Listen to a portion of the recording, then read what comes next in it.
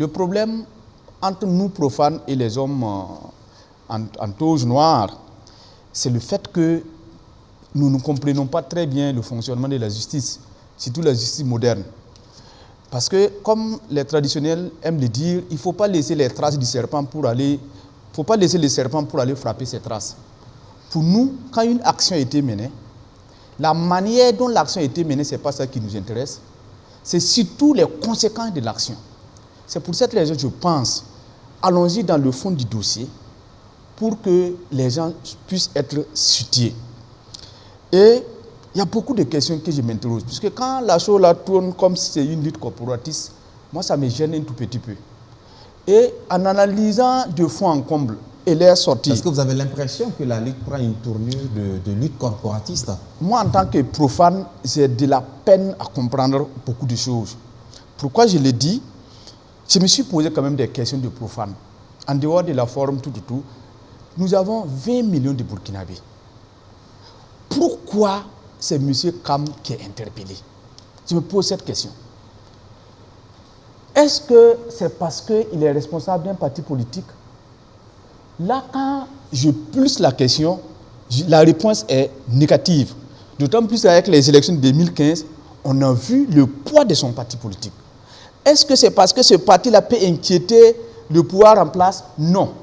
Parce que, allant dans ce sens-là, Sens n'a pas la chance de le faire. D'autant plus que c'est un parti, quand on fait les comparaisons, qui ne pèse pas comme ça sur la scène nationale, au regard des résultats de 2015.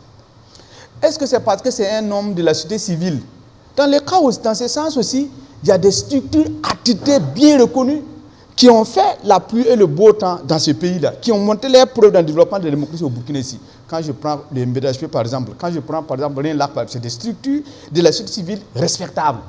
Pourquoi ils ne sont pas inquiétés et c'est calme? Est-ce que c'est parce qu'il est avocat? Est-ce que c'est à cause de sa profession? Là aussi, il y a des avocats rompus à la tâche, qui ont monté leur intégrité, qui ont monté leur honnêteté, qui étaient là au moment où, au Burkina Faso, si on fait, on te fait. Ces gens-là étaient là. Ils ont défendu la veuve, ils ont défendu l'orphelin. Ils n'ont pas regardé la voix d'un individu pour le défendre. Ils l'ont défendu parce qu'ils défendent le droit. Je peux citer des hommes comme les maîtres Farama, qui ont fait leurs preuves ici, qui ont défendu des dossiers parce qu'il n'y a pas quelque chose qui cherche dedans, c'est parce qu'ils veulent défendre des droits. Pourquoi ils ne sont pas inquiétés? Et ici, il y a eu des avocats et des structures comme des mouvements de la société civile qui sont nés dans ces pays. Ce n'est pas des sécrétions des partis politiques, ce n'est pas des appendices des partis politiques, ce n'est pas des structures spontanées. Mais ces gens-là ont fait leurs preuves. Pourquoi ils ne sont pas inquiétés? Et c'est Maître Kam qui est inquiété dans cette histoire. Est-ce que le dossier est aussi vide comme on a tendance à vouloir nous le présenter? Moi, je pense que la solution ici, allons-y dans le fond, nous allons nous situer. Si il est blanc comme neige, c'est nous-mêmes, on va sortir demander à ce qu'on le libère, parce que tout simplement, on ne le fait pas pour lui, on le fait pour le droit, on le fait pour nous-mêmes. Parce que si l'injustice perdure, l'injustice ne fait pas de différence. Rappelez-vous, nous on le défendra comme ce qu'ils n'ont pas fait en 2014 après l'insurrection. Repartons dans les images.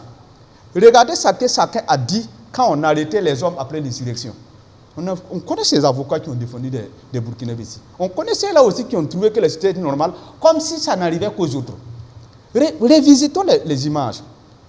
Donc nous, s'il est blanc comme neige, nous allons prendre encore nos bâtons de pèlerin pour demander à ce qu'on le libère parce que c'est un Burkinabé, parce qu'il faut respecter les droits de l'homme, parce qu'il est issu d'une famille. Nous pensons à ses enfants, nous pensons à sa famille qui n'a pas le droit, qui n'a pas l'obligation de souffrir inutilement.